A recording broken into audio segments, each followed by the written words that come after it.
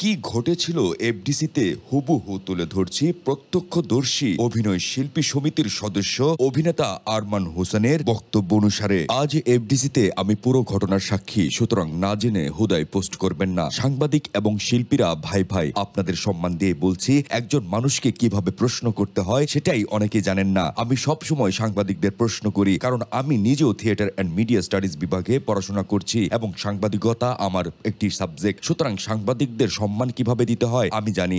একজন সাংবাদিক অনেক কষ্ট করে আমাদের তথ্য দিয়ে থাকেন। আবার এমন হয় হলুদ সাংবাদিক ভরা চারিদিকে। সাংবাদিক শব্দের অর্থ কি সেটাও হয়তো জানে না। আমার কিছু বন্ধুদের সাংবাদিক পরিচয় দেওয়া দেখেছি, তাদের জন্য আজ এই অবস্থা। এবার আসি আসল ঘটনায়। চিত্রনায়িকা ময়ূরী আপুকে তো অগণিত অদ্ভুত প্রশ্ন করা হয়েছে, সেটাও মানলাম।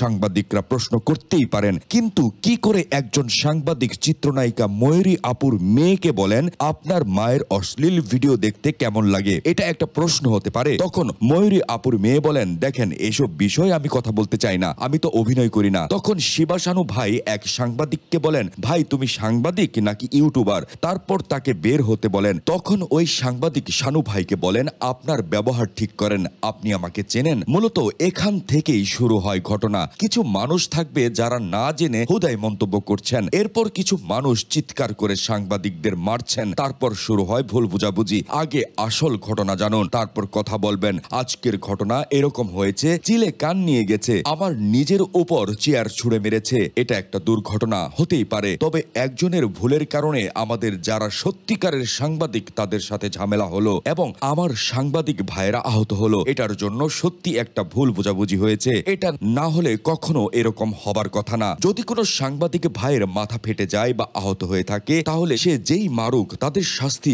অবশ্যই হবে, সেটা আমি হই আর আপনি হন। আমি এখানে ঘটনার শুরুটা তুলে ধরেছি যে কিভাবে দুর্ঘটনার কাহিনী শুরু হলো। আমি আবারও বলছি, আমি কারো পক্ষ নিয়ে কথা বলছি না। আমরা এরকম পরিবেশ চাই না। যাই হোক, সবকিছুর সমাধান হোক, এটাই চাই।